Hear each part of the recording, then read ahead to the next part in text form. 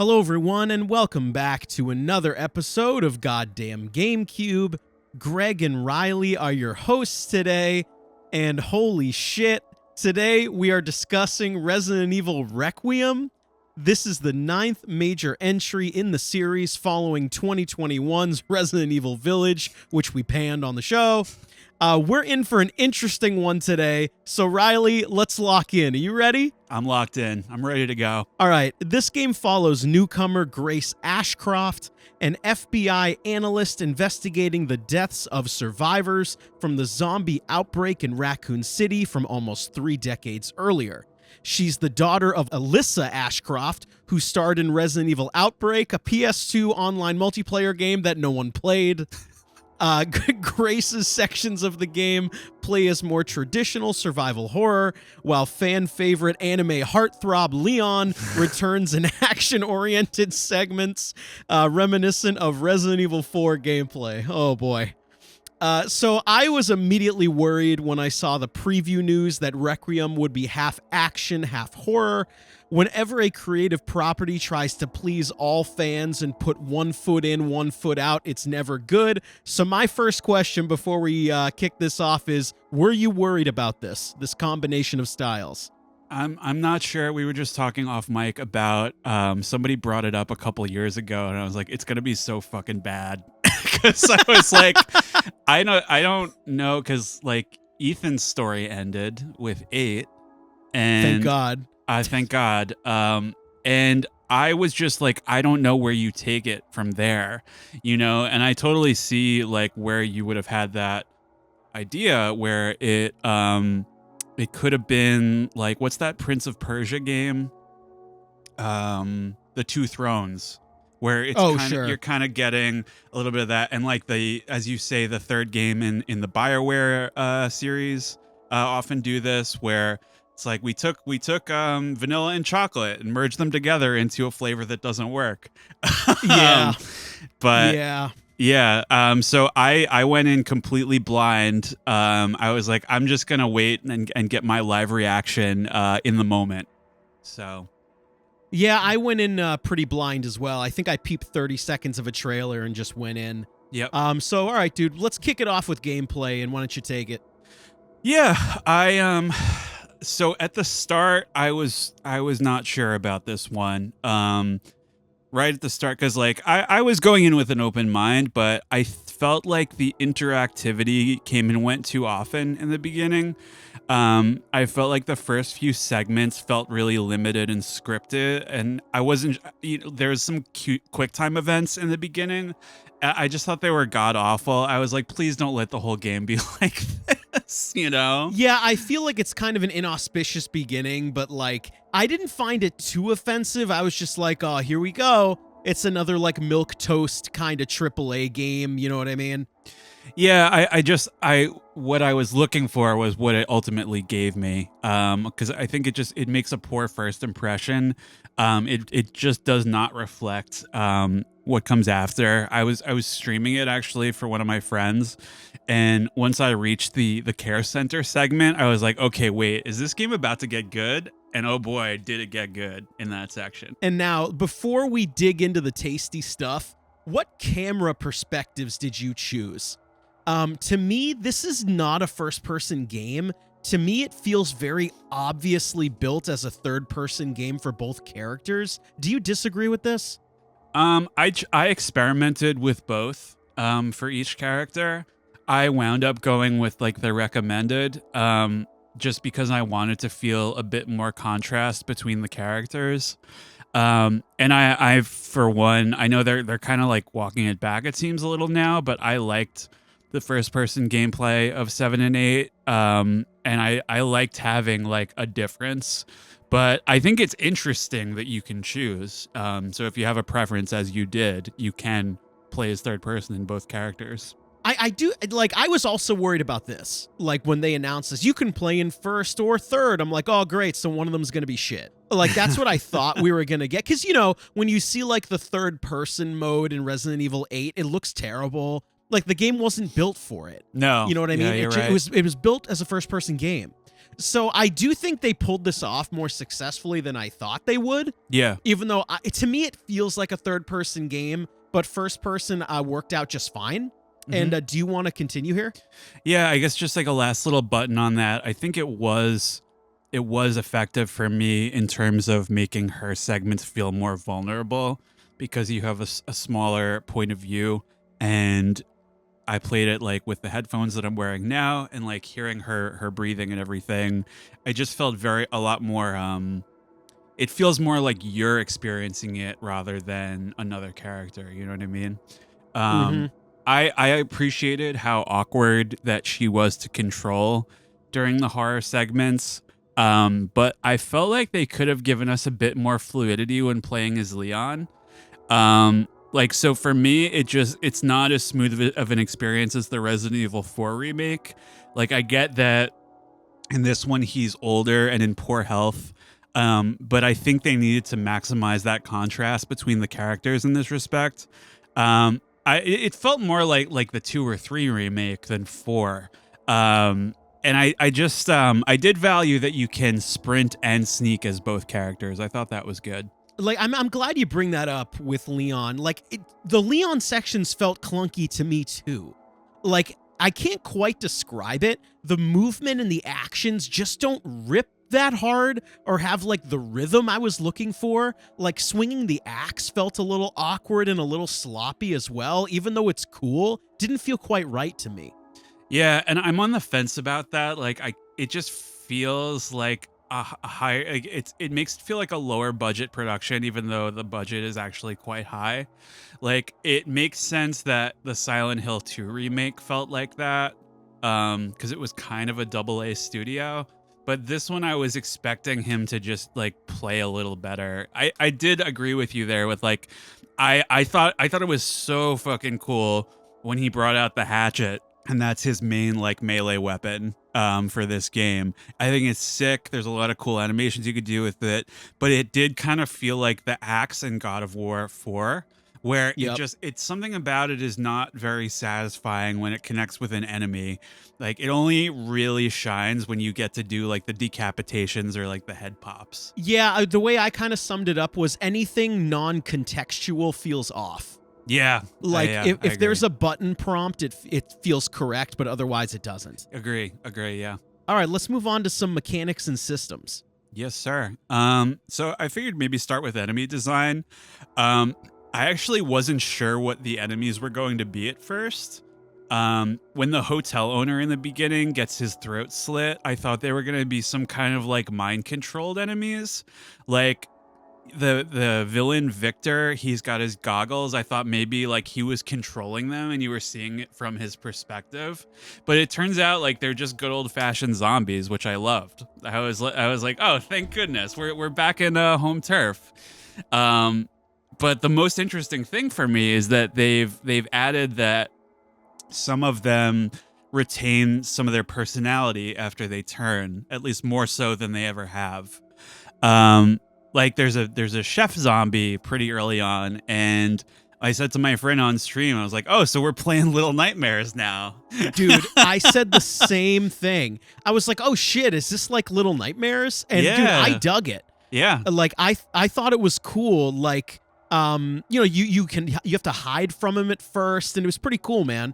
Yeah, and I like that later on the game, you find it in a little note. It says that he has the pantry key on him, and it incentivizes you to kind of take the risk of going after him and trying to take him down so you can get the key. And like, you don't know what's behind the door, of course, but it might be worth it, you know? I liked the singing zombies with they describe it in the notes as they have main character syndrome. I thought that was really funny. Did you notice how like they will make a heart with their fingers at the camera? Did you notice this? No, I didn't. They will do like almost like a little pose for the camera for the player. It's really creepy and really bizarre.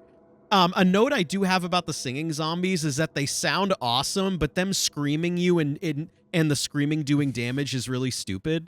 That's very gamey stuff right there. Yeah, very. I liked, and you messaged me about this too. The cleaning zombie that tries to scrub your face off. Yeah, that's awesome. It was very like BioShocky, like the Yes. splicers, like they're just very Yep. manic. That's like a good comparison, dude. I didn't put in my notes was splicers. Splicers, yeah.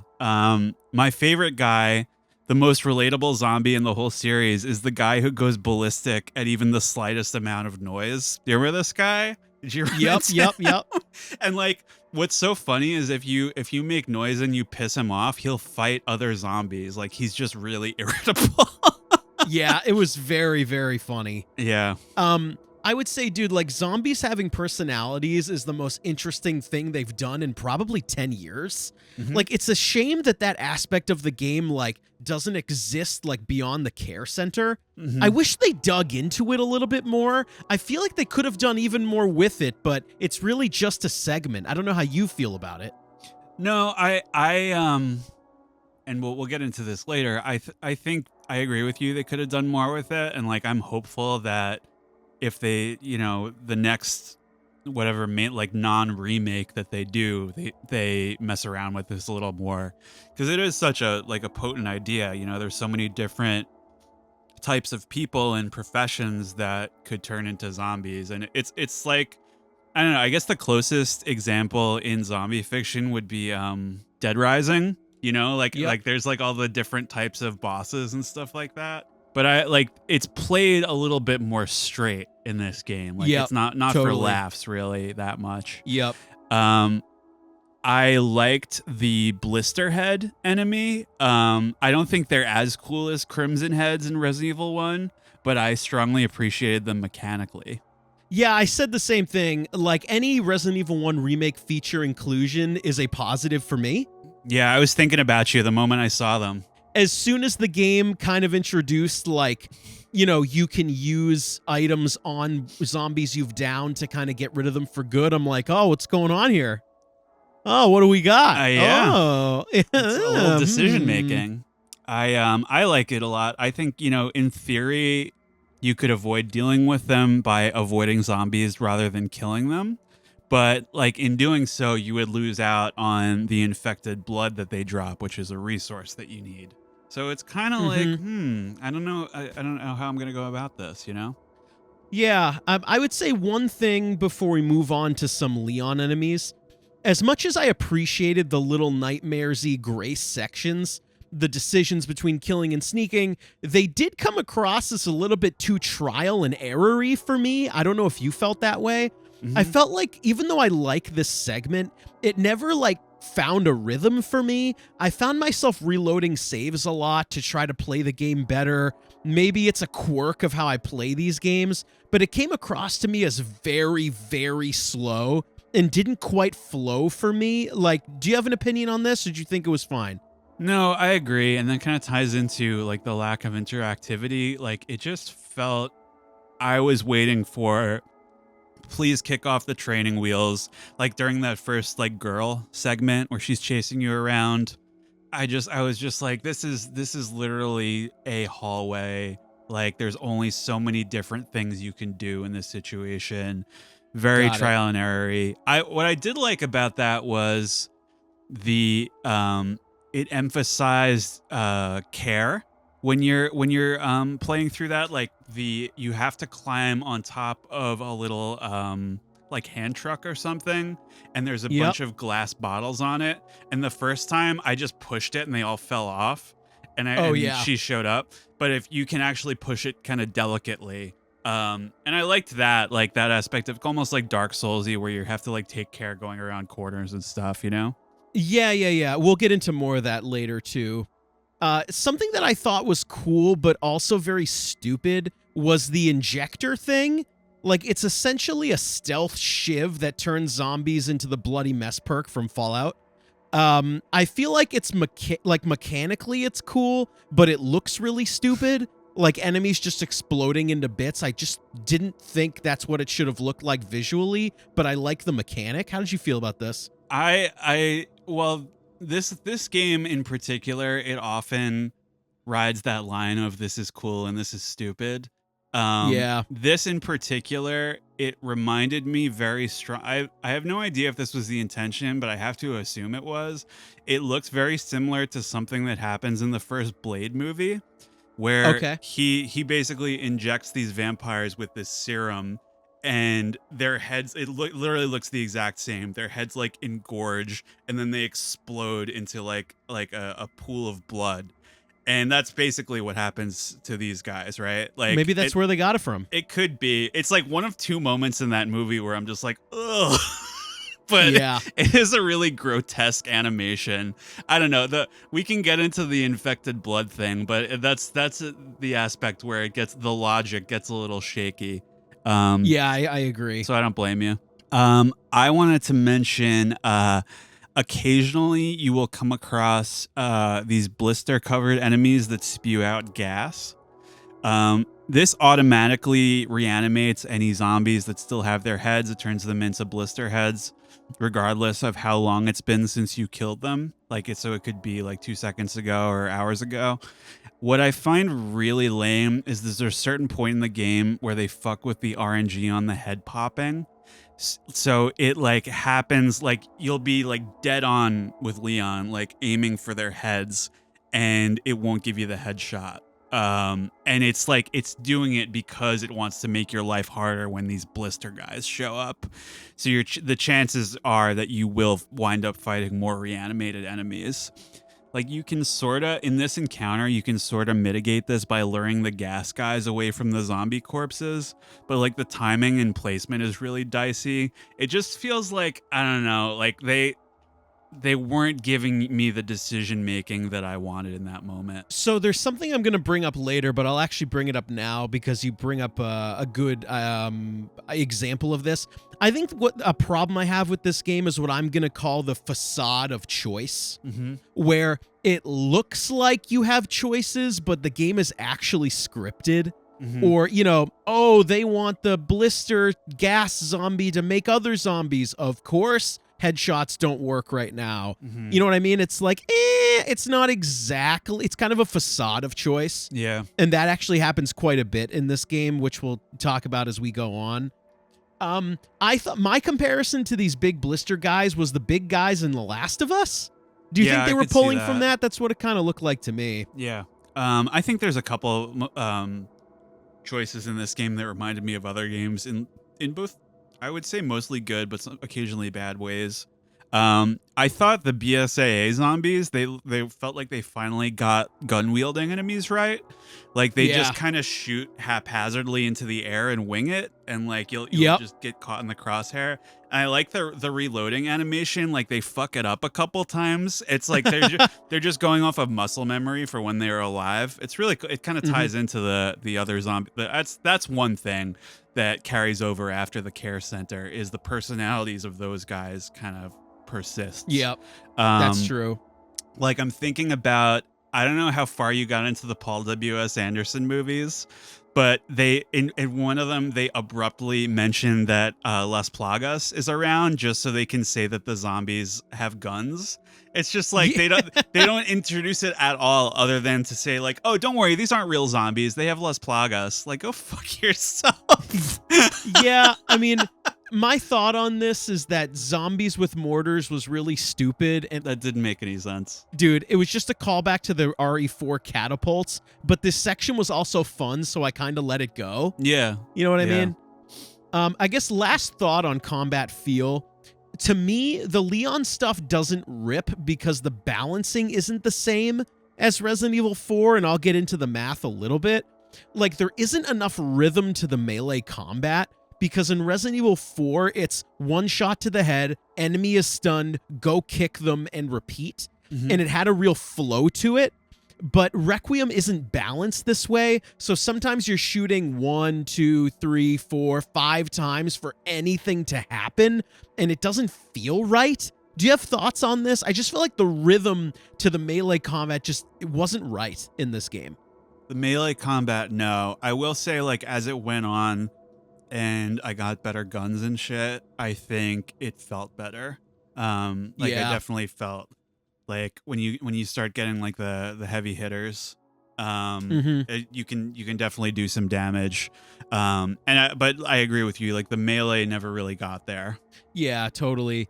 And like I actually thought as a defensive weapon the hatchet works well. I kind of got used to how to block all kinds of attacks, and I thought it felt better than like the Resident Evil 3 dodge or the Resident really Evil 4 cool knife dodge. You can deflect like rockets and stuff. That's so fun. Oh yeah. Wait a minute. Wait, are you being serious? Yeah. Can you actually do it? You can, yeah. Oh, interesting. Like almost anything can be swatted away with the hatchet. I didn't know you could do that. That's cool.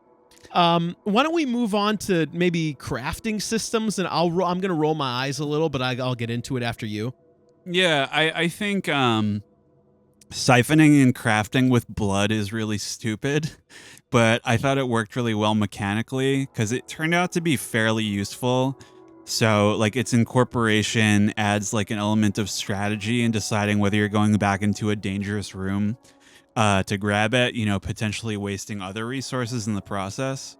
I thought the best use for it was personal upgrades, and then like hypos to prevent the blister heads from spawning, then ink ribbons, and then everything else. Some of the craftable weapons I'd say were pretty handy. Makeshift knives, not so much.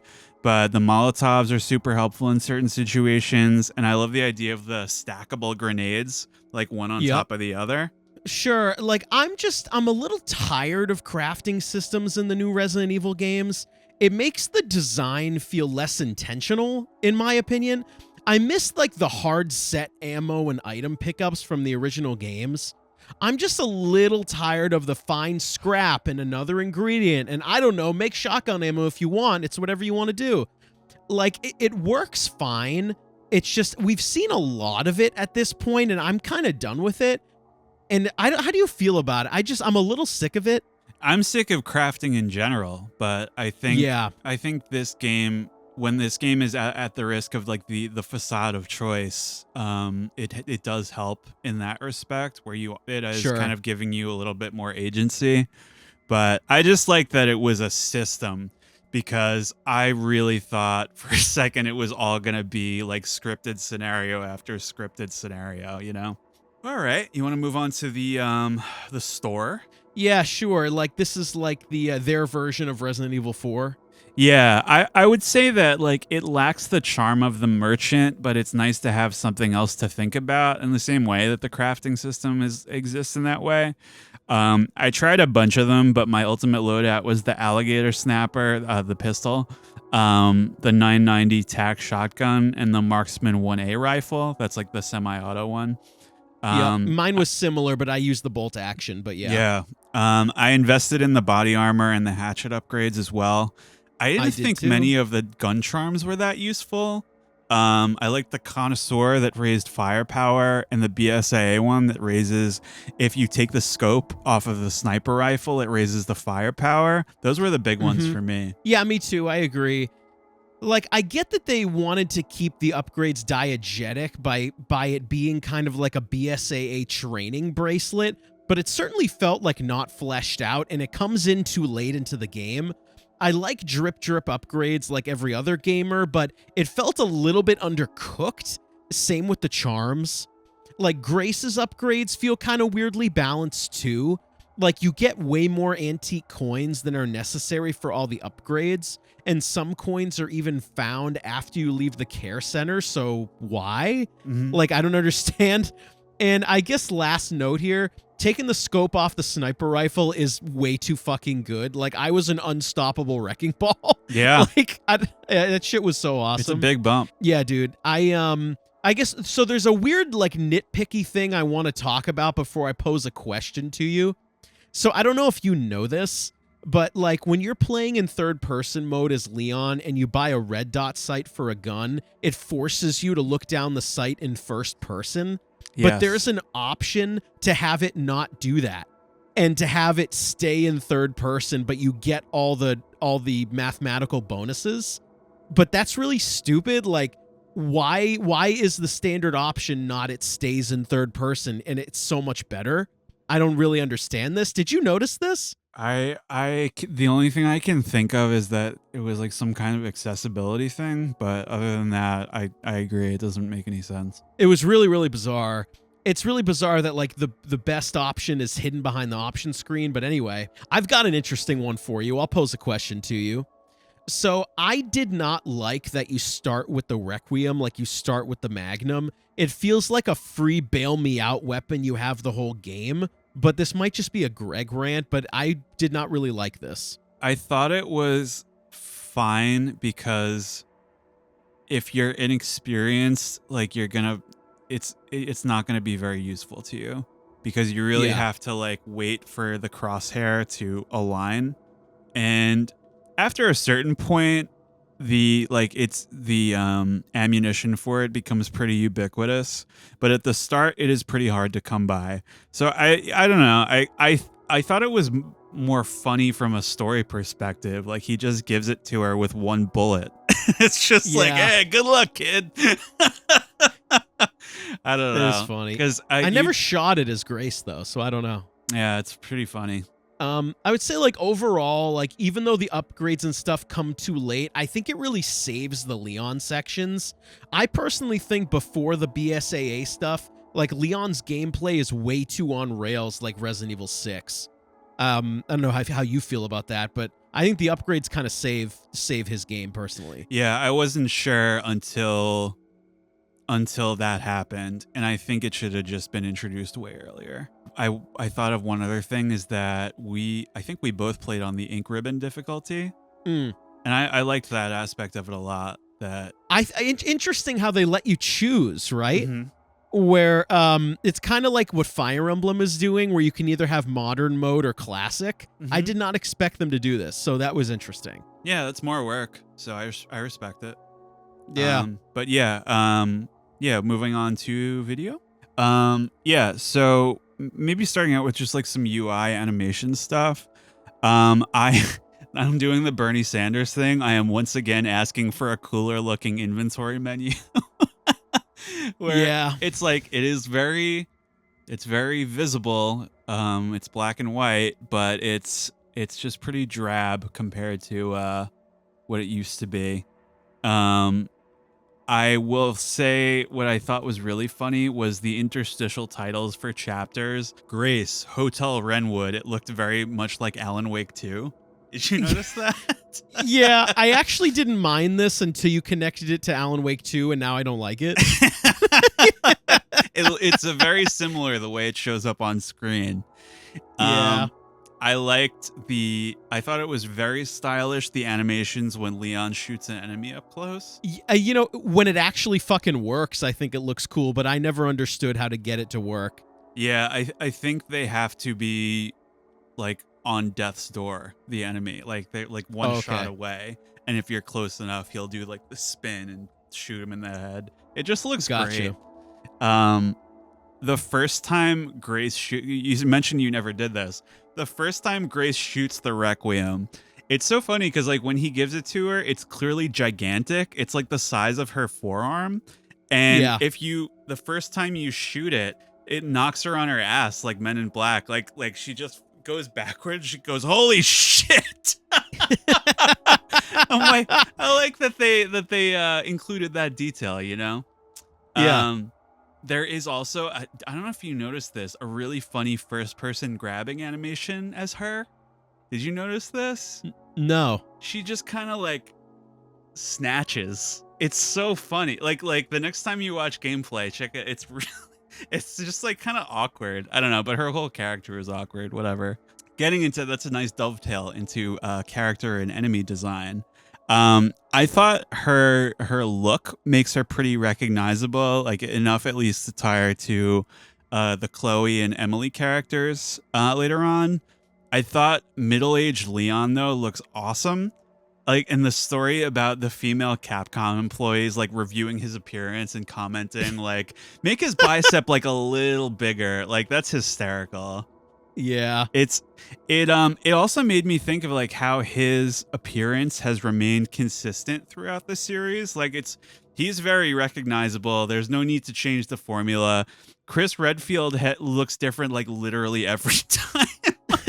The one note I have for you about Leon is like Leon is an anime sex symbol now, dude. We just need to own it and get over it. Like that's just kind of what it is. That's what it is. There's no need to mess with success. I thought Victor Gideon, the villain, has a very memorable appearance. Like just like this grotesque guy.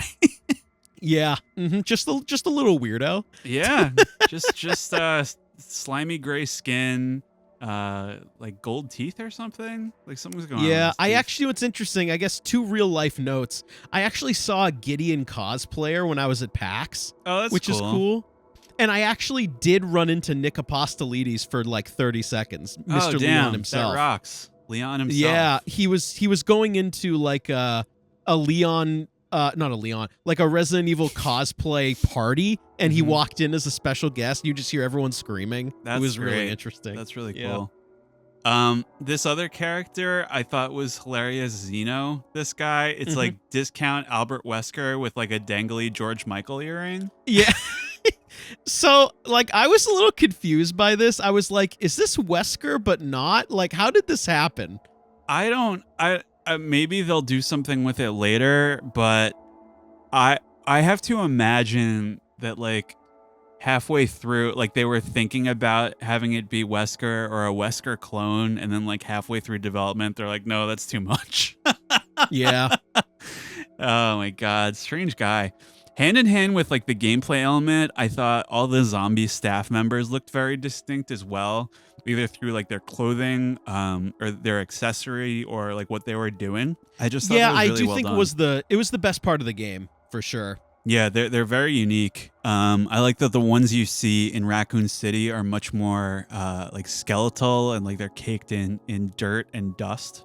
You know, I think you and I went back and forth on this a little, like off mic. I think it makes sense that they look like skeletal, like caked in dirt, but I thought it was just kind of boring to look at. Yeah, after a while, I'm sure.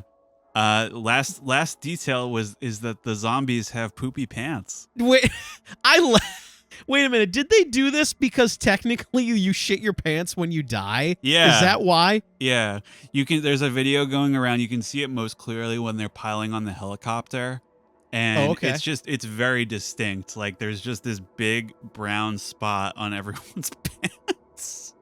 That's really, I didn't notice that. Nice That's details. really funny. Nice details. Yeah. Yeah. Poopy pants zombies. We got poopy pants zombies before GTA 6. That's funny. Holy shit. Environments. I thought very lived in scenery on the street and the hotel at the start. Like junk and crap everywhere. Very much reminded me of Condemned, that kind of environment. Yeah. I'm a huge sucker for the aesthetics and lighting of the care center. That's just classic Resident Evil stuff. A lot of great looking plants hanging around. Very underrated aspect of like indoor design.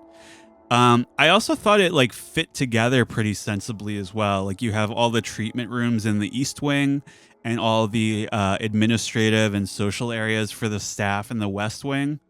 And overall, like there was just a lot of great little scenes happening. Like the chef chopping up hot dogs or whatever he's doing. The guys on their hands and knees eating off the dining room table. And the woman like singing while the 2 inebriated guys are staring at her in the gallery or whatever. Like just like you're just walking in on this situation. It's really interesting.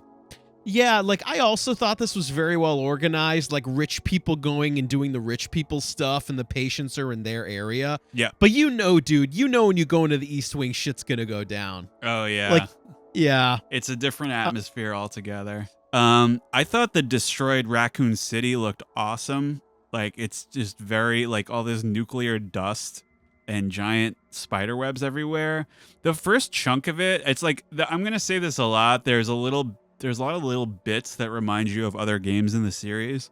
The outdoor section reminded me of the like kind of city areas in 5. Kind of early on in that game. Obviously, like pretty cool to see the more overt references like RPD.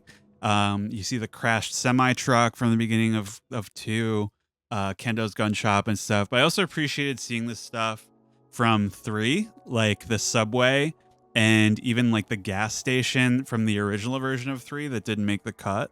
Like that was Yeah, great. like I think it's all really cool that they were included, but you and I also had some back and forth on this off mic where I think they kind of cornered themselves visually a little bit, where like it's all gonna be dusted and gray and sort of nuked up. But I also agree, like it's really cool seeing the iconic locations. Like I feel like this is like the only game in the franchise where you really get to see all the things and walk around and go inside of them. But it's just all in kind of a post-apocalyptic dirt and dust. Mm-hmm.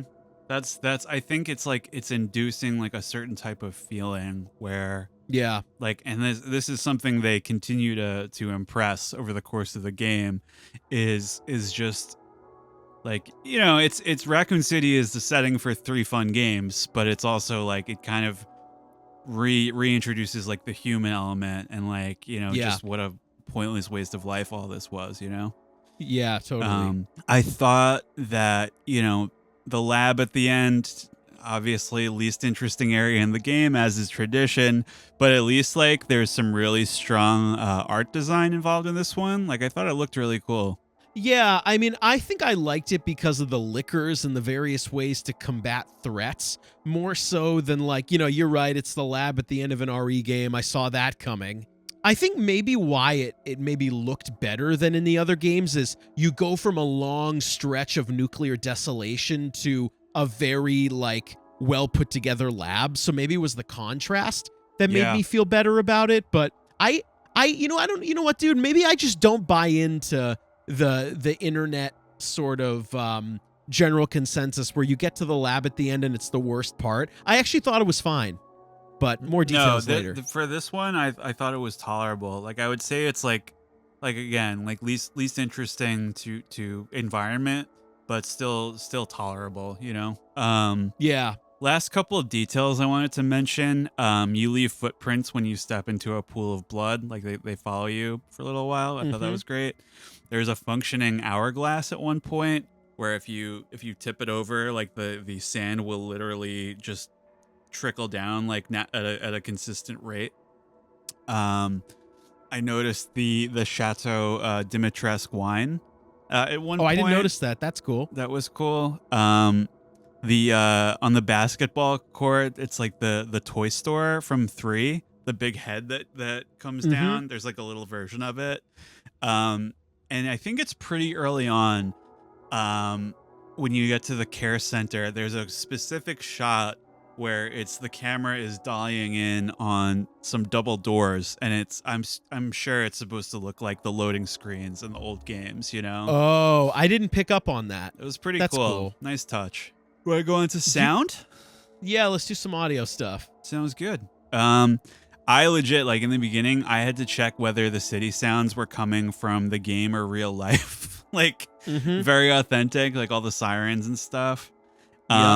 I thought the gun sounds were solid, but like all the hatchet shings and the head pops, like those were the most satisfying sounds for me. Like they really stole the all show. the impact sounds. Shing, yeah.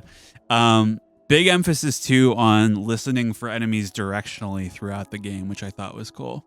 Like I think on that, I think the zombies apologizing to you when they bite you like really freaked me out. Like them being very self-aware of what was going on, I thought was really cool. Yeah. I also really like there's a little instrumental cue when a zombie notices you. It's like a little harpsichord or piano strike. I thought that was cool too. Yeah, good call. Yeah, and of course, like sound plays a huge role later on. You mentioned the liquors when you're sneaking around them. You know, I thought all that shit was great. Maybe just do some voice stuff here. Awesome performance, I would say, by the actress's name is Angela Santalbano as Grace. Despite some issues I have with her dialogue and the character's writing, I was pretty shocked to discover this is her first voice role. Like the shivering and the labored breathing I mentioned when you're walking around during her segments, I thought it added a lot to the character's vulnerability. I thought she did a good job. I think maybe I didn't like it as much as other people, but it could be because of the writing. We'll get into this, but she's Yeah. an FBI agent, and her mumbling and bumbling all the time kind of took me out of it at times. And I have a note here: she's no Francis York Morgan. No, I mean, who is? Who is? No, I know. What a guy. A couple of moments that invoked that, like, I think we've been sending a couple of these back and forth to each other, like Ocarina of Time, if it was made in the modern day, where they like over announce everything and they talk about all their inner thoughts. Like, I was figuring out the chef when he's in his first position, like chopping. I was trying to figure out his patrol pattern, and when he started walking towards me, Grace goes, "Gotta hide. Like, give me a second here. I hadn't even fucked it up yet. Just like give me a second." Yeah, I understand. Don't tell me the answer, you know? Yeah, I didn't encounter that too much. I think that was the only time it kind of stuck out to me. There's just a handful of moments, but yeah, it was kind of, well, I cannot believe, speaking of the guy, that Leon is the same voice actor as the last couple, like 2 and 4 remakes. I thought he really captured not only like the physicality of the aging voice, but like the change in maturity as well, like how he says lines. Yeah, I mean, well, he's local too. He's from Massachusetts, if our fans didn't know this. I liked his performance, and again, I think my problems were with the writing more than the character's actual or the actor's performances. Yeah. But a note on, you said, he's done a couple of Leons now. I think he's kind of aging with the character, and it's kind of worked out, Yeah, for sure. That's interesting that I wonder if he's ever been to Top Donut. I'll send him an email. I'll ask him. Let's get him there, Let's get him to Top Donut and talk it out. I feel like I haven't seen much love for I believe his name is Anthony Byrne as the villain, Victor Gideon. Like, I think the inspiration was Buffalo Bill from Silence of the Lambs, but I felt like a little bit of like Heath Ledger's Joker is there as well. Like, I was able to take it a lot more seriously than the what's his name? Heisenberg. You must be pretty tough. Dude, whenever I hear that line, I just hear you doing the impression. You must be pretty tough. Fucking Jesus Christ, dude. Funny guy. Yeah, I'll take Gideon over that fucking guy, man. I obviously he's not like the toughest villain they've ever had, but I thought he was fairly intimidating. The zombie noises and voice acting also just awesome. Like, I really love the production on the ones that are still wearing the gas masks. Like, you can hear their like labored breathing out of that. And the ones at the end, they do that gargle that makes them sound like regenerators. They kind of look like them too. Like you mentioned earlier, like it just kind of hammers home that theme too, that when a zombie is dying, like, it apologizes to you. That's so fucking sad. Yeah, I honestly, it's the most interesting shit they've done in 10 years, dude. Yeah, it's crazy. Lastly, just the music. I think, like, I was mostly whatever about it. I think it was at its best when you're playing as Leon and there's like a kind of like pulsing beat, like driving the action. Like during his first scenario, especially. I'm kind of so in the more tender segments. I did like that we had a nice pleasant save room song, though. I wasn't sure if they'd include that. I feel like the save room songs are so iconic to the franchise, you have to have them. Right. You gotta. Yeah, I just have a note in here, like, classic goddamn GameCube Greg. No real comment from me on the music. Kind of ho-hum for me. All right. You wanna go into the fucking story highlights? Are you ready? Right at the beginning of the game, I want to call out the headline that Grace is reading about how Trump says the United States can make bioweapons again. It's like, I'm only half kidding. Like, it says like the United States is pulling out of a global treaty that banned bioweapons, and it's like, yeah, that would happen. Like, if it probably existed in real life. Yeah, we respect the rights of all umbrella corporations. But okay, this is a point of contention for you. I think it's really funny. So Grace is sitting at her desk reading these headlines. She's got files all over the place. Her director calls her into his office and he says, "Grace, someone died in the same hotel your mom did, and now we need you to go investigate it all by yourself. I I don't know, man. It's when it, I think it's a cool setting. It's a cool setup. I just didn't love this segment. I thought it was a lesser version of the opening from Resident Evil 7. Why don't you say your piece here?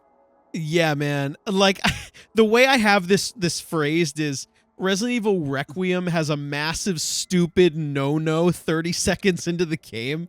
Like in real life, Grace would never be assigned to an investigation into a hotel where her mother was killed. Like that's called a conflict of interest. The FBI would never do this. Like it's the absolute opposite of what would actually happen. Yeah. And Capcom could have written almost anything and it would have worked better. Like maybe she breaks the rules and goes anyway. Yeah, like I'll that'd be fucking cool. write it. Like anything. Like That you would could have have been written cool. anything. Well, Yeah. that kind of plot event is sort of, it's very it's sort of a temperature check. Like, are we making a sensible story here, or are we making schlock? And Yeah. this was a commitment to schlock. The exact same thing happens in that movie Longlegs with Nicolas Cage. Yep. And that was the moment for me too where I was like, oh, okay, so this is not serious. This is not a serious story. Yes, you are not serious people. Grace, I know you can barely string a sentence together, but why don't you head on out there? Yeah, man. So you get a little flashback here with her mom, who is the character that we mentioned from a previous game. She's got a secret in the hotel. She leaves a copy of Yandhi by Kanye West behind a painting. And there's just like this opening segment. I don't know. I thought it was like the flashback. I thought it was kind of cool because you don't really know what the fuck's going on. And she has to go back years later to recover it and see what she left behind for her after the hotel burned down during those events. In the process, Victor shows up, Victor Gideon, very gross looking scientist once employed by the Umbrella Corporation. The whole time I thought that they were teeing up for a big reveal about what's under his goggles, but it turns out he just has like dragon eyes. Were you expecting the same thing? Like what did you think was going on there? I thought something was going to happen, but I kind of appreciate that they didn't make it even more stupid than it is, you know? No, I don't know what I was expecting. Maybe those like googly eyes that pop out on springs. Yeah. That would have been kind of fun. I don't know. It was like I said, I had mixed feelings about the opening, but getting into the streets, this is where Leon shows up. My comment here was that he looks how I feel. He just looks like incredibly burnt out and done with this shit. Like, here we go. Another Resident Evil game. Yeah, here we go. Let's see. I like, the more I thought about the segment, the more I like it. Like, the number one, seeing Victor walk out of the building with her over his shoulder, like no one seems to be commenting on it, and Leon's like, yeah, that was odd. Excuse me, where do you think you're going with that? Yeah, where do you think you're going with this young lady? Yeah, Like- and he starts shooting like these darts at people that turn them into zombies. Yep. And I thought it was a really effective character moment. Something similar happens in the beginning of Batman versus Superman, where there's a whole crowd running away and Leon is going in the opposite direction. There's an opportunity where someone is getting harassed by a zombie and you can save them if you're quick enough. They're like, "Thank you," and they run away. My take on it was like, this was like Resident Evil 6 if like I gave a shit, like, you know what Yeah. I mean? There's a lot of similar situations. Like there's even a part where a zombie gets taken out by a crashing van, which is something that happens in that game too. I think at the end of this was where it's revealed that Leon has a mysterious disease. I'm like, oh God, oh man. I actually did believe in this plot point. Like, I was genuinely concerned for our guy the whole time. Yeah, dude, like, I actually thought our guy was done for. Like, I believed it too. Like, what I said to myself the whole time was like, holy crap, like, look what happens when Capcom writes a plot where I give a fuck. I like the game better. Yeah, like, I actually thought Leon wasn't gonna get out of this. You know what I mean? Yeah, and you know why? For me, because they kind of did it already, and I'm like, well, there's like with the infection in 4, and he's like he's fighting it the whole time. I'm like, no way he walks away from it a second time. But I don't know. It just added that ticking clock. Like, I don't know how this is gonna turn out. You know, I gotta be there for my guy. You know. Yeah, I felt the same way. I found it compelling that this appears to be affecting all the survivors of the Raccoon City disaster. Like, it called to mind like the symptoms like affecting like the 9/11 first responders, like years and years and years after it happened. And it's just like, it's the whole thing is really just kind of sympathetic to the characters, which I liked a lot. Yeah, totally. And Sherry is introduced at some point, and she has the sickness too. Yep. I think what this also did, which was really beneficial, it kind of absolves Capcom of like the ludonarrative dissonance of a player's character being bitten but nothing happens. But indeed, like, something does happen, the virus is in you for life, and then decades later it will kill you. Yeah. So I actually thought it kind of bailed them out for the whole franchise. Yeah, pretty much. Yeah, that was cool. Getting into the care center introduction, as I touched on earlier, like, not a huge fan of this first segment in the care center where you encounter the girl who is this big monster. Very, very linear and constrictive. Really funny experience that I had. I found the spooky like Babadook children's book that hints at the girl after I actually ran into her in reality. So I was like, man, that would have hit so hard if I discovered it a few minutes ago. Yeah. I'm assuming their intent was for you to find the book first, but yes. Yeah, it would have worked really well. So what I didn't like about any of the girl segments is, I brought this up earlier, which I call the Facade of Choice. It's actually very heavily scripted where she appears and what you need to do to combat her. And it's kind of disappointing depending on the section. Like, you had brought up, like, if you move a cart slowly, bottles don't fall off it. That is an anomaly in this game. Typically, it's scripted when she shows up. Yeah. But we can keep going. No, I agree with you. I think I like a couple later segments with her, but this one just did not.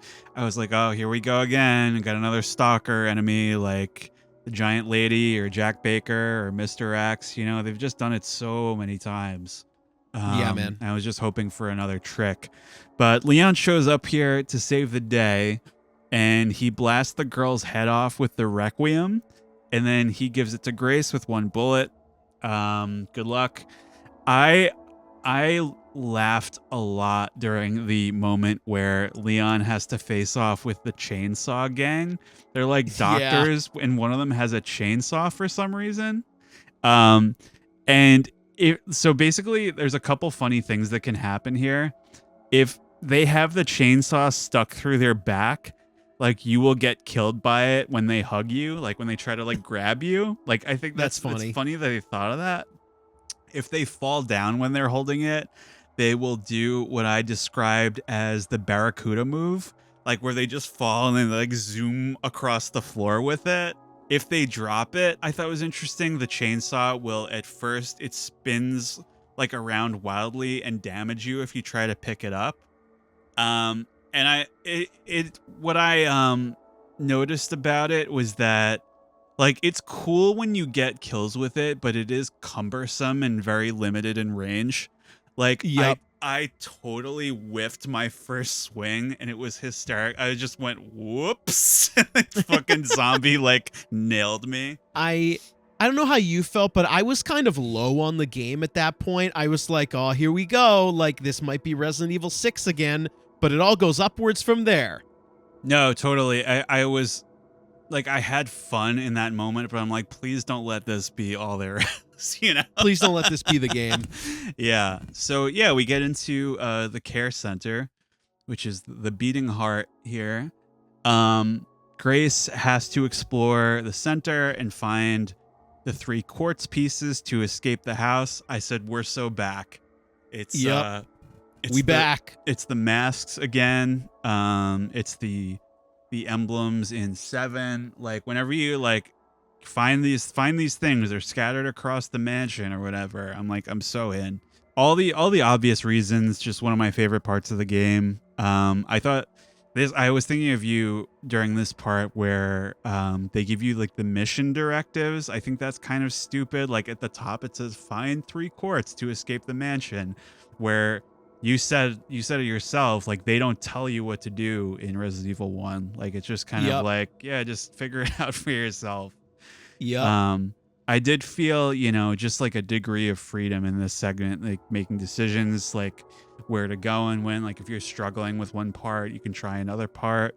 I also like that the environments and the enemy patrols like evolve over the course of the segment, so you can't just keep bum rushing through areas that you've already visited. Like things keep changing. Yeah, I agree with that. Like I also really appreciated the multiple things to do at once approach. And yes, like enemies changing their patrol path was really cool. Like after you unlock a certain shortcut, the chef will change his patrol path, which was really interesting. That really threw me when I kind of heard some heavy stomping in a hallway, and I'm like, oh fuck, it's this guy. Yeah, I thought that was down really to the cool. walk-in for a little bit, but yeah, that was great. So important plot point here. So Grace finds a little girl locked up near the save room. It's like the security office or something. Named Emily. You're home early. Emily, you're home early. So this girl is blind. So Grace winds up needing her help to solve one of the quartz puzzles, which is only in Braille. What I don't get is why she takes the little girl, she carries her through a horde of zombies to the puzzle machine. Like there had to be a better way to do this, right? Yeah, the note I have is the Braille puzzle only has 3 symbols and pictures, all of which you've seen before. Yeah. You could easily just guess the solution and not carry a little girl through danger. Yeah. Like, even though carrying her I thought was a really cool segment, I liked it a lot. I was like, you don't have to do that. You could just guess it. Like, it's only 3 things. Like, I don't know. People online have kind of torn this apart too.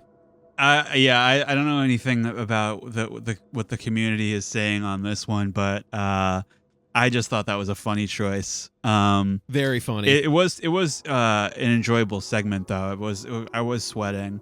Me too. I loved the introduction of the Chunk character. Yeah. Like you just round a corner and there's this enemy that's just filling the screen. And he says a lot of funny shit. He's like, eat shit. Like, stop looking at me. That guy, I was like, this guy is awesome. I just thought it was really lame that you had to fight him like if you kill him as Grace, you still have to fight him a second time as Leon.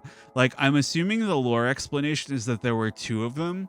But at the time, it felt like they just didn't accommodate for the possibility that you had already killed him as Grace. You know what I mean? Agreed. The lore that they're trying to imply is that they were brothers, the 2 Chunks. Yeah. But I also am with you. I thought they would maybe do a zap system where killing him with Grace would mean Leon doesn't fight him. I think that would have been cooler, but I think they explain it away because they say there are 2 brothers, I think. That's what I'm going to start calling you and Nick, the 2 Chunks. The 2 Chunks. What's the next Chunks episode? Yeah, that would have been the way to do it, I think, like cuz it's much harder to kill him as Grace. Another big highlight during this segment was rounding a corner and finding a zombie carrying a comically large grenade. Do you remember this? Where they're just holding this gigantic grenade in their arms. It's like a huge explosive. Yeah, it's really bizarre, right? It felt like a lot of great Looney Tunes stuff going on in this one. Yeah. So after finding the last quartz piece, Grace and Emily, they fall through a hole in the floor, I think in the East Wing, and they get stuck in the basement. where you switch back to Leon. I enjoyed this as well, where Leon gets to explore the house now, where basically all the enemies that have been giving you trouble, he just gets to steamroll them, like whoever's left over, and you can crack open the warped closet doors with the hatchet. Because I was like, what's going on with these? When am I gonna get to open these? And of course, it's his show, you know. Sure. Like, in my opinion, they almost nailed this.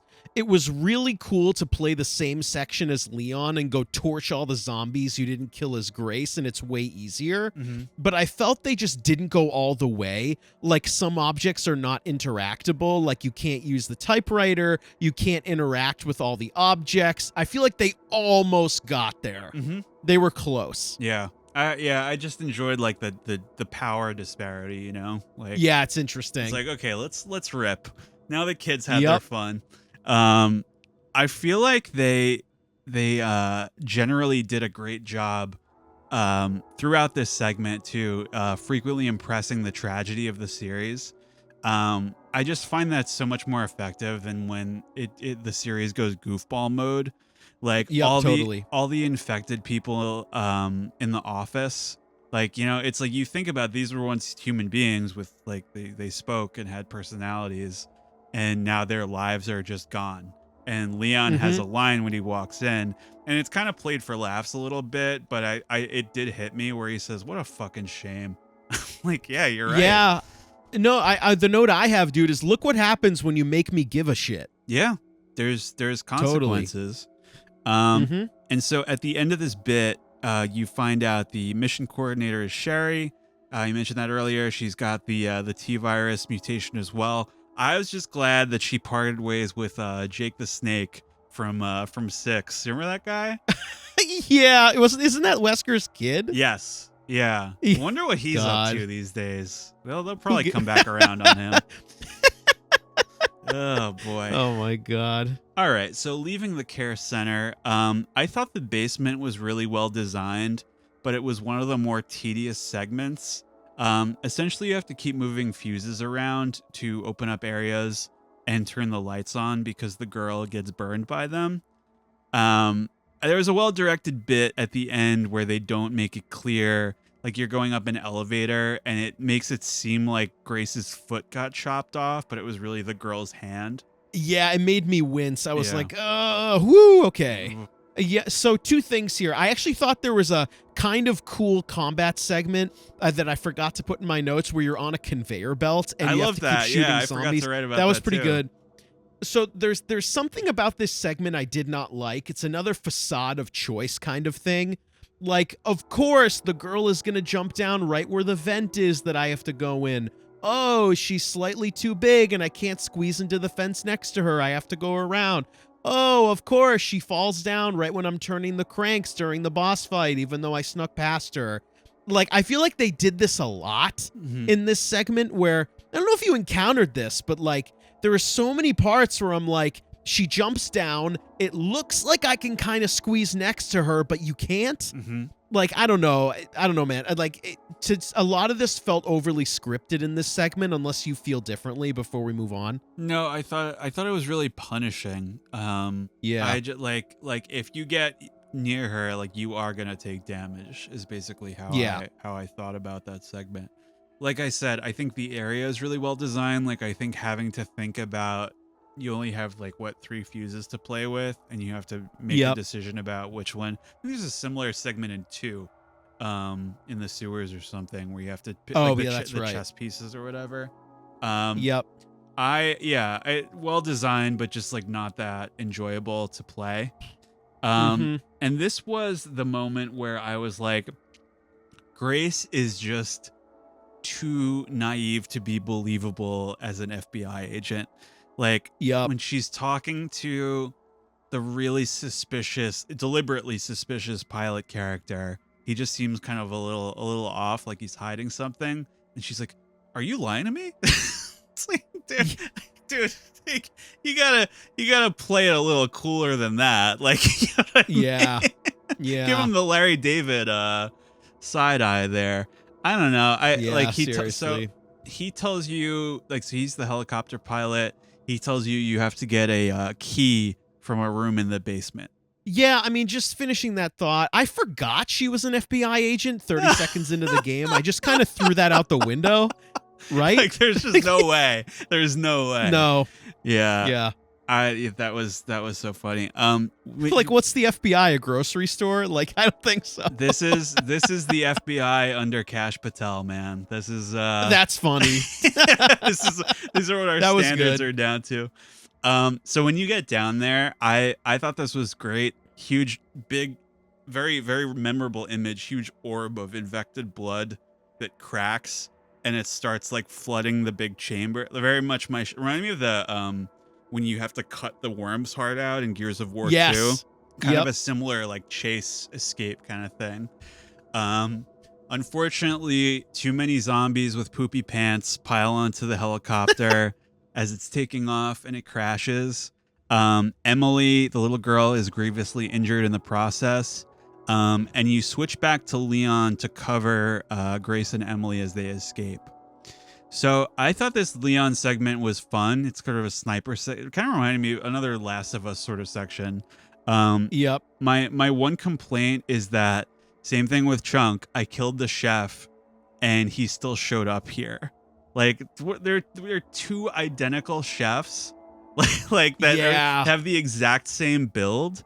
Like, I don't know. It's just like, don't recycle your trash like this. Like, the chef was a memorable guy. Like, don't reuse it. I would have even preferred if there were just like more mob zombies. Like, that would have been better, you know? Totally. Like, I felt this section was a little too gamey for me. Felt like a fend enemies off of Ashley. Oh, I mean Grace. Yeah, you know what I mean? There were a couple of those in there. The Kogelos came after them again. Yeah, the Kogelos, dude. Those guys. I was thinking, like, because they give you the timestamp as this is progressing too. I noted that like we were pretty close to dawn, so I'm like, oh, I see how this is gonna play out. Like, where it's like the end of Stray, that game where you open up the big skylight and everything gets lit up.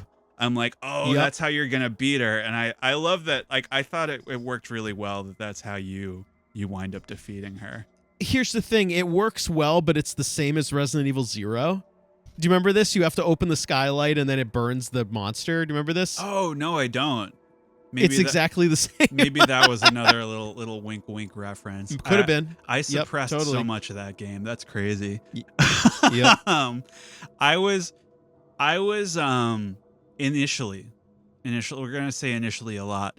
I was initially quite touched by Emily's air quotes death because she's been injured in the helicopter crash. Like, so much so that like so she's infected, so she turns into a giant silly monster that looks like a cactus. And it didn't like even detract from it that much. I just like, it made me think about how many other like children they've done this to, and like how many that you've had to destroy like in your path, you know? Yeah, totally. Like, I agree. They almost got me emotionally with this until, they kind of walk it back at the end, but we'll get there.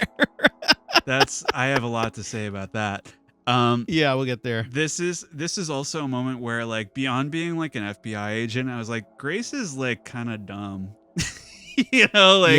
She like, okay, yeah, I'm gonna trust Zeno, this ridiculous looking dude, instead of Leon because he shot Monster Emily. Like, yeah, I'm gonna trust like the virally infected psychotic George Michael, like, instead of like Leon. It doesn't make any sense. This guy who just showed up, like, right off the bat, I was like, so what's going on with this? Am I supposed to recognize him, or did they mention him before?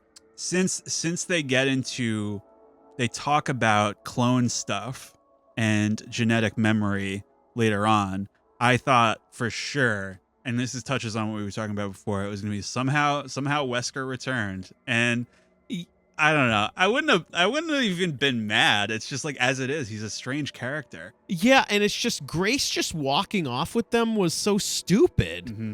Like, they should have rewritten this, honestly, this segment. Kidnap her or bring her against her will or something. Her going willingly did not land for me. It needed to be like they're like, oh, we have to separate them somehow. But I think both of your solutions that you've offered to the story issues would have worked great so far. Have her be Yep. kidnapped again, maybe, or she's unconscious and they just pick her up, or and the one that you had about like, oh, they don't let her go and she goes anyway. It's like little changes would have made the story so much better. It's like, do I have to write it? Like, come on. Fuck it, I'll do it myself. Yeah. So this is where the Raccoon City segment begins. Was throwing my fist in the air when Leon drives right past the gas station from the beginning. I'm like, here we go. Here we go. Dude, one small interjection. I'm always struck by when games do this thing where there's been this gas station that's lost to time and the gas prices are really low. Yeah. Does that ever like affect you? I'm like, oh wow, that's when gas was $1, huh? Especially the last couple months, it's hitting even harder. Yeah. Oh boy. Oops. There were moments where I felt like, speaking of writing this game, there were some moments where I felt like I wrote this game and forgot. Oh sure. In the intervening years, Raccoon City has been overrun by giant spiders. I'm like, that's such a me idea. Like, I love that. It's so stupid. Go ahead. I'll say this, like, I thought the giant spider stuff was kind of creepy and cool, but I didn't really like the boss fight. I don't know how you felt about this. It just felt exactly the same as the chunk fight. Like, you climb up stuff, you shoot, you climb up more stuff, you run around an arena. They felt like the same fight. Did you feel this way? They shouldn't have had that chunk fight. It should have just been. That's what I'm saying, just man. Once. Yep. I just like that I don't know if you saw that video. It's comparing. They sort of borrow some shots of Shelob. It's kind of a similarly staged. Oh, that's cool. Yeah, I didn't know that. The way that she sneaks down on Frodo and stuff. I just thought, like, because I think maybe we were talking about this, where they kind of lost the thread of Resident Evil bosses used to just be big animals, you know? Like, you have the giant snake and the giant spider, the giant shark. And I was like, we're kind of getting back to our roots here a little bit. It's not Dude, a big. We're so back. We're back in Raccoon City. I really enjoyed exploring this city. Like all the collapsed roads and the isolation made it feel a bit like Silent Hill. Some parts of it reminded me of Last of Us. Some parts Metro Exodus, especially those guys coming out of the ground. Totally. Yeah, I mean, what jumped out to me was like Fallout 3, specific, DC versus Raccoon City jumped out to me. The Last of Us, I think, is obvious too. Yeah, for sure. For sure. This was also like I started thinking about, they really need to get a handle on this overcomplicated like undercurrent story that's been going on with, like, so you got the FBI with Grace. Leon is with the DSO. Then you have the BSAA. The Connections are the new bad guys. And they never really figured out Blue Umbrella. I don't know if you remember that from the last couple games. But that never really went anywhere. Like, we got to start wrapping some of these up. Like, I can handle 3 factions max. Like, that's about it. I thought it was cool, like, when you find the dead troops, the first time you run into the dead BSAA guys, they do, like, the Master Chief watching the Marines helmet cam from the first one. Yeah, that was cool. That was great. Yep. I believe when you go to the gas station, it's the only time there are 2 chainsaws around at once. And if you pick one up and try to swing it at the other guy, you can have a chainsaw fight. Also like Gears of War. I was so I never did that. That's cool. Like the sparks come off and stuff. It's really cool. Yeah, I mean, I have a side note here. I almost wish there were no, like, quote-unquote mummy zombies and it was just soldiers. So, like, Raccoon City was nuked, but the nuke worked, but these soldier guys came later, but that was a mistake. I wasn't big on these, like, zombie mummy guys who throw concrete blocks and stuff at you. I didn't love it. I don't know. I'm not like married to them or anything, but I think a couple points that I'll put in their favor is that I like that there was it added some variety to the encounters, like where Sure. if it was just soldiers, there'd be less of that. And I also like that, like the bomb that they dropped on Raccoon City didn't even work. So like Yeah. all this shit was for nothing, and it's so upsetting. Mm-hmm. I loved climbing up the collapsed skyscraper. Like I thought that was really cool. tense. I laughed so hard when you like that you have a big sort of it's basically a giant window, like a big like windowed wall that you have to walk on, and there are enemies that come at you across it too, and you can shoot one of the panes. So one of them just like dropped. He like hung in midair for a second, like Wile E. Coyote, and then he just fell like a million stories. I love moments like that in games where you can make enemies just completely eat shit. It was so funny. Yeah, I like this sequence as well. This ends with the motorcycle chase, which I thought it was just another great example of my kind of stupid. Like why is this less offensive to me than the moments where it happens in like 5 or 6, you know? So I gave you this answer off mic, and I'll give it to you again. My answer to this is because the motorcycle chase is really easy in this game, so it feels more fun. It's not like a die 17 times on the jet ski in Resident Evil 4 or die 20 times on the final Warthog drive in Halo 1. It just kind of rips and then it's over. Yeah. So I feel like they were smart to make it easy, if you ask me. And you're just like, you're shooting like giant wolves that are chasing you, and you have like a motorcycle joust with Victor. Yep. And the big jump that happens at one point, I'm like, what are you doing, man? Like, what's your plan once you get on the other side of this? It was such a cool moment. But I don't know. I was really high on the game at this point. So we're kind of getting into the last stages here, getting back to RPD. It was a very pregnant pause as Leon is kind of taking a deep breath, and he's unbarring the gate from when he barred it all the way back then, which I thought was great. Cool moment. He's got to think about his whole life before he walks back in there. I just thought it was like a nice little walk down memory lane. This is a reference for two people, but it reminds me of when you go back to Mist Island in the later Mist games, and like basically all the puzzles are broken, like nothing works. It's just kind of like a sad like nostalgia trip. I totally missed the Tofu Man cameo. Have you seen this?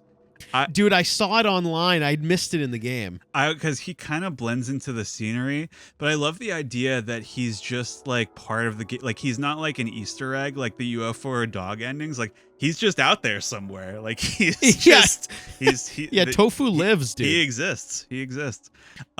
So yeah.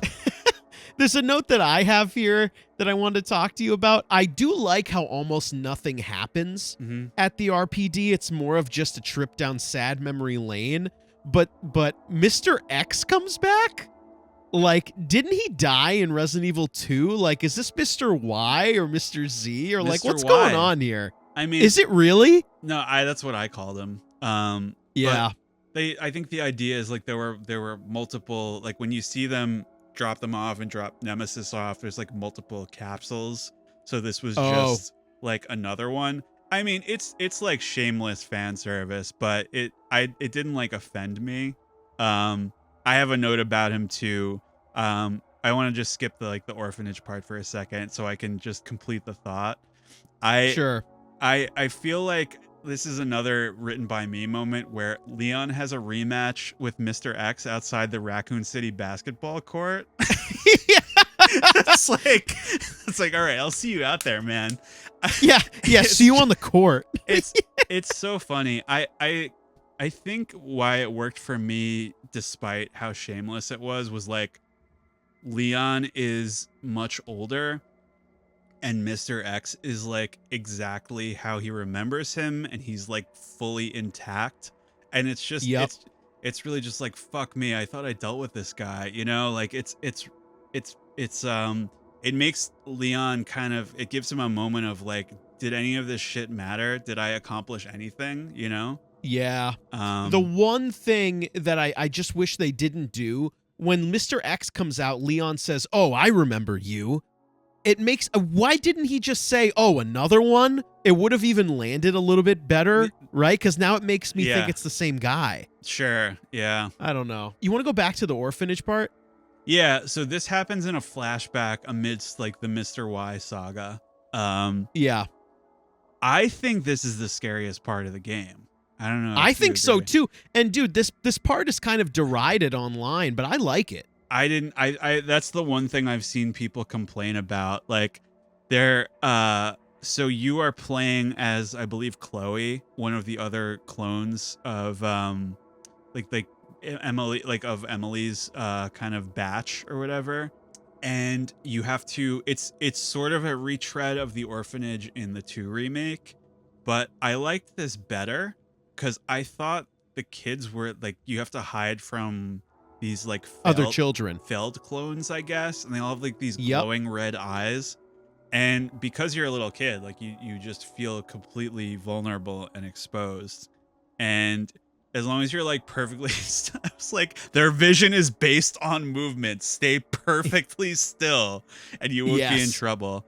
It really, like, I thought this sequence was really effective, where you see a photo of Spencer, like of like the Spencer mansion with all the children. It's like Mr. Spencer's visit, and it just made me retch. I'm just like, get the fuck away from them. Like, oh my god, like it just it really got under my skin. I could see maybe it not like playing as well on a replay, but everyone's like, oh, this is the worst part, it's the most boring part. Like, I was pretty locked in during this segment. I was locked in during this, dude. I think this is where we go against the internet here. I thought it was good, man. Like, you're just a kid and you're powerless. I thought it was good. Yeah, it's just like a different flavor. But no, big ups on that one. I thought so when you get back to Leon, you have to basically, like, there's this collapsed train that's crossing this huge chasm, and I thought this was so cool, and I kind of wish you got to spend more time with it. You get interrupted by a giant plant, which keeps kind of fucking with you for the next like 15 minutes of the game. Like, so I did like this, but I wish you could kind of spend more time there. I thought like him descend. Do you remember this part where he rappels down into the hole and it takes a really long time? It reminded me a little of ODST, where you have to go down into the lab. I don't know if you remember this part, into the underneath the city. I feel like this segment for me invoked the Greg, like, you should be able to walk there yourself, not transported during a cutscene. I'm like, they're doing what Greg likes. This is like actually getting to travel all the way down to the Arc Lab, like, really impresses what a huge journey this has been, you know? Yep, like, make me do it, you know? But I also have a note here. I'm really happy they were able to incorporate Plant 42 for the first time in 25 years. That's 2 was the last time you saw it, right? Oh yeah, I forgot. Technically, in 2 they have the plant zombie guys. I'm referring to the Plant 42 of the first game, but you're right. Oh, the one in the basement. Yeah. Yep. For sure. I don't know. I just like it's just another piece of variety that I liked. But sure, yeah. Let's move on to Arc here, which is also kind of derided by the fans, but whatever. No, like I said, not my favorite part of the game, but I liked it a lot more than many other lab sections in these games. Sure. I really enjoyed the beginning where you're fighting full humans for, I think, the first time in the series, unless I'm mistaken. I think you're right. I just like the game, like, it reminded me of Fear, where you're just like, it's really, really I kind of like this game design in general, where everyone is a glass cannon, basically, where like they shoot you, you're dead, you shoot them, they're dead. Like, it's basically who gets the jump on who quicker. This is a crazy moment that I can't believe they did, was when Hunk came out, and he has like a whole little cutscene. I'm like, wait, really? This guy's legit now. Like, he's not like an Easter egg anymore, like Tofu Man. And I thought, like, I just thought that they handled, like, they threaded the needle with him pretty well, where, like, yes, you're essentially killing a fan favorite character yourself, but it makes sense that he's working for the bad guys, and he's still, like, incredibly badass and hard to kill. Like, they avoided the Boba Fett pitfall where it's like, what do we do with this guy? Like, he's technically bad, but he's too cool to die, you know? I think they tacitly confirm that it's really him by showing that he has the same T-virus infection on his wrist that Leon and Sherry have and all that. And some people think he still may be alive since his body disappears when you return to the room. Like, there's more enemies on insanity mode and theirs remain present in the room. So, like, even if you were mad, like, he could still come back, whatever. Like, I think I disagree with you only a little. I didn't like how this section played. Like, I just don't think these games play well as cover shooters. It kind of reminded me in Dead Space 3 when you have to fight real people, and it wasn't my favorite. Like, I found it a little bit aggravating, although I do think the hunk boss fight was a cool idea. Like, even though it was kind of just the Krauser fight, and it wasn't my favorite to play, I thought it was cool that they did it. Yeah. Also, I don't know if you know this. You can actually let lickers out to kill the soldiers if you want. Yeah. Yeah, that was interesting. That was Maybe great. you're supposed to do that. I just didn't do it. That's I think it happened accidentally for me. Like, somebody shot the tank. Either it was me or somebody else. But that is great. Yeah, I guess I could see it. Like, the edge that I'll give it over the Krauser fight is that he doesn't turn into a monster halfway through. Like, it's just very, like, it's you or me. It's life or death here. I thought they handled it pretty well. I thought Grace's last segment was okay. Like I said, I like the design of the lab. She kind of gets to explore, like, the Mirror's Edge offices for a little while. That's exactly what it looks like, dude. Yeah. Very, very vibrant. So I didn't mind this. I thought it was cool that you had to balance not making any noise while throwing acid at lickers and walking carefully around zombies. Yep. I thought it was cool. I don't know. This also another section that's kind of derided by fans that I thought was good. No, I think this is kind of the, like, what would you call it? The design philosophy is just kind of the opposite of what was going on before with the scripted sequences, you know? Like, there is a little bit more choice and decision making in that segment. This is also the point where Leon, he starts, like, huffing and puffing here. Like, it really starts taking a toll on him. At this point, I'm like, I don't think there will be a return journey, Mr. Frodo. Like, it's just not looking good. Yeah, man, our man doesn't look good. He's in rough shape. The part where you have to take on 5 lickers at once and a bunch of zombies at the same time, that was so intense. I think it's like one of the last times you play as him. It's like, I'm still in it. Yep, you just have to rock. Yeah. Like, I thought of it as like a fuck you if I'm dying, let's rip kind of thing. It's like, but really stacking the deck against him in that moment. Totally. There's one thing I wish they did more with. Remember when it only happens at the end of the game? There are moments where the virus is getting to you, so your vision blurs and your aim is shaky, and the screen kind of turns purple. I just wish they did more with it. Yeah, that's like a Kojima thing. Like, and Snake Eater when you lose your eye. But yeah, totally. I don't know. And I totally thought Leon was donezo too. I thought so too. You're making me think of the hallucinations in the 4 remake. Yep. Do you remember that? Yep. Yeah, I could have done maybe something like that. The final encounter here, where they keep talking about Elpis. It's Spencer's secret. He's been hiding it for us in this lab, and everybody thinks it's this new bioweapon, and you have the choice to destroy it or release it.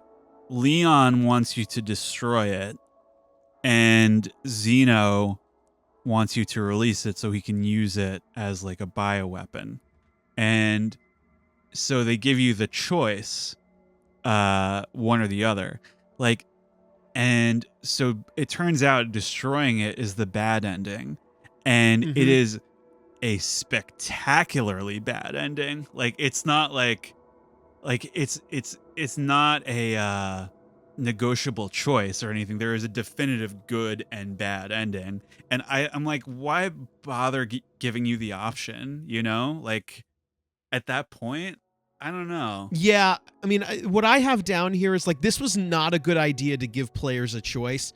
Clearly, Capcom wanted the Hope ending.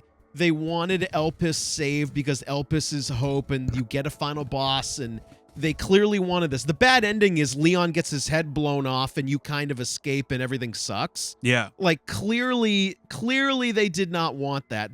It's the same problem with Expedition 33. Like, clearly there's an ending the developers want, or clearly there's a better option. There shouldn't have been a choice, in my opinion. Like, just do the Hope linear ending and just get on with it. I mean, it literally, like, once if you do that ending, it says, do you want to like play it out differently? You know? Yeah, It's yeah, like, dude. You don't even bother, you know, just yeah, you're right. Let it end. Zeno's demise really killed me. Like, That was so funny. He's been so like the game is really like, what's his angle? What's his deal? Like, he kind of does the Wesker fast dodging at one point. Zip zap thing, yeah. But he injects himself thinking it's going to give him like even more superpowers, and it turns out that it's the cure for all the alphabet viruses. Yep. And so he doesn't have his abilities anymore.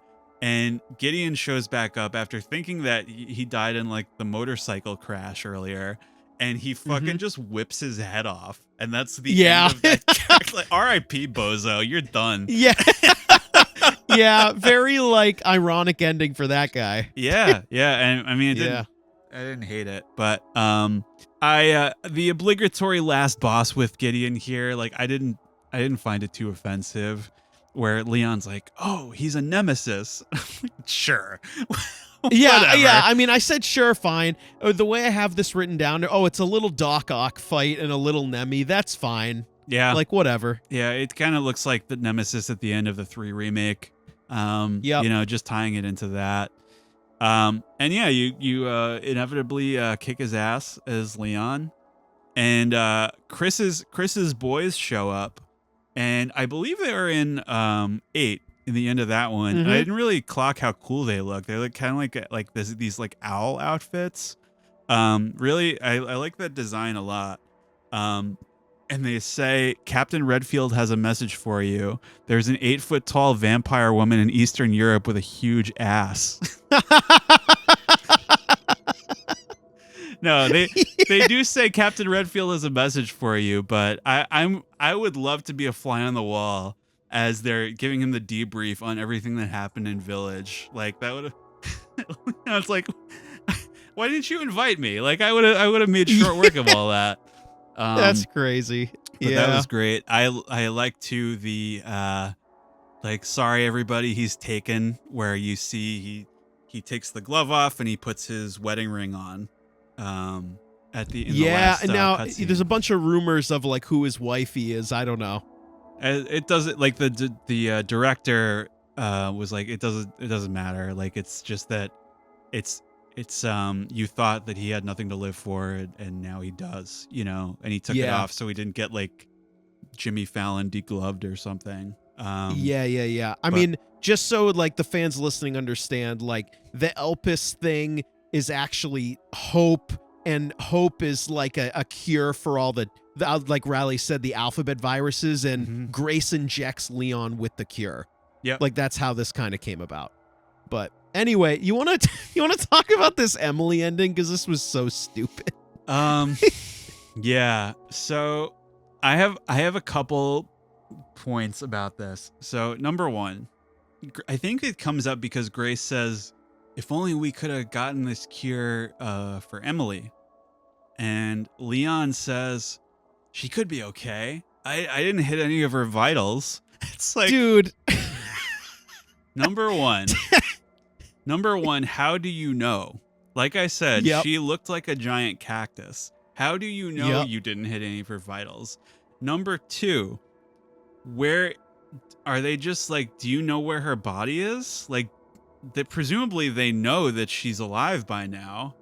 you know? Yeah. And like he could have just said like, oh, we've got her in cryo, or we've got her in the freezer or something. Like she's gonna, if we get her this cure, she'll pull through. You know, just a line or two differently, you know, like that's all I'm Dude, asking.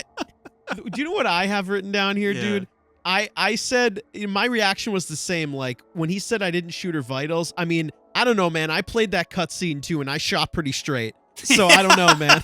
Like, but also the other thing, yeah, man. The other thing was like they totally walk this back later in development, and they shove that line in there.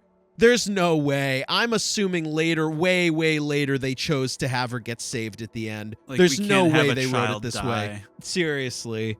Anyway, that shit sucked. I thought that was bad. But anyway, we can move on.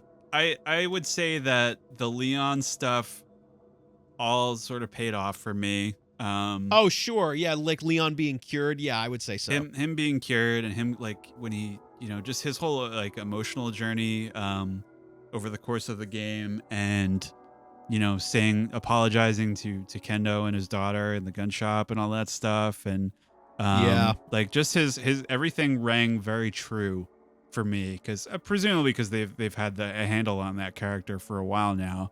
But the Grace and Emily thing, I was just kind of like, okay, yep, all right, that's it, okay, fine. But yeah. Okay, so story's pretty much wrapped up. Couple of quick notes on the optional content. Stray thoughts. I got a good amount of the files and the Mr. Raccoon statues because those guys are back. There was one in RPD behind a stack of books in the library that drove me crazy too, dude. Right? And it's like, drove me nuts. I'm really sorry, Grace. Leon would love to help out right now, but he's busy tracking down and destroying this dancing raccoon action figure that has been harmlessly gyrating in the library walls for decades. He's like, it's got to be in here somewhere.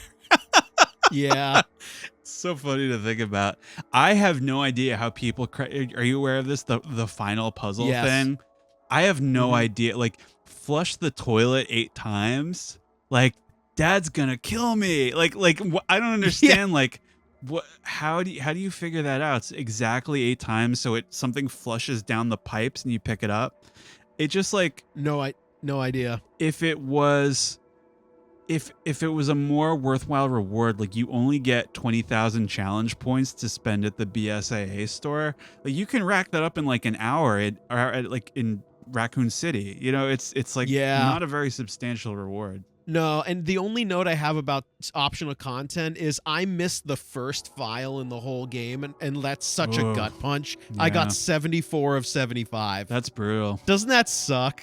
I missed a couple, but yeah, I missed one, the first one in the list. Anyway, we've gone quite long here. You want to go on to the conclusion and wrap this up?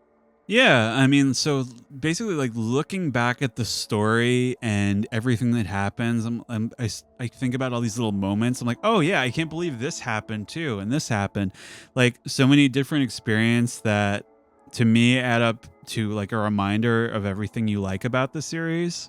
Like just, you know, with some exceptions, but generally just like, oh yeah, I do like Resident Evil, you know, which is the opposite that I've had for a couple of these recent ones. Yeah, I mean, the general consensus online is that people don't like that Spencer created a cure and tried to redeem his wrongdoing. They think it's like a retconning, but I liked it, and my response is like, fuck you, I don't know. Like, I like the Silent Hill 2 Leave ending as well. Like, I like a little bit of hope in my fucking miserable games. I don't know, dude. I liked it a lot. I think it's because I don't think it redeems him, but it makes sense for his character to feel guilty, and adds that's what I thought. It adds complexity to his character, you know. I actually read through the 60-page FBI debriefing that Grace does at the end of the game.